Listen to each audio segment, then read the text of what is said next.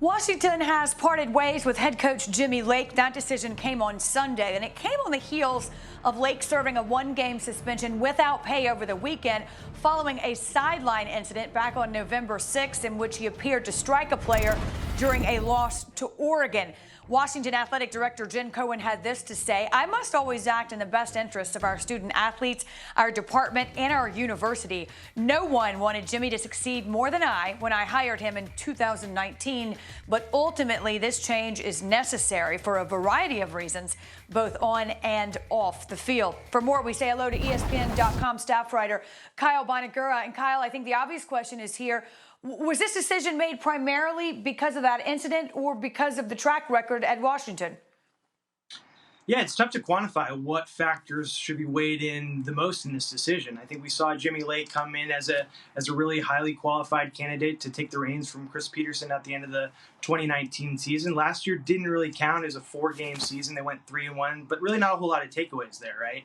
I think when things started to go south for Jimmy was in the first game of the year. I mean, you score 7 points in a loss to FCS Montana. That really sets the stage for disappointment. And throughout the early part of the season, we saw Washington regress offensively under Peterson. It was one of the more innovative, exciting offenses in college football. It just hasn't been the case this year under John Donovan, the offensive coordinator. But I do think those are issues that they could have got through if the off-field issues, or in this case, a sideline incident, weren't also present. So if it was just the on-field struggles, I think he's probably safe. If it was just the sideline incident and they've been winning games, I think he's safe as well. It's certainly an accumulation of a lot of various factors that got us to where we are today. Simply because it was caught on camera, it really was tough with regards to optics. The next question then is, where does the program go from here? They're in a tough spot because this isn't a year where there's only going to be a few openings. I mean, we've already seen Washington State and USC open up in the conference.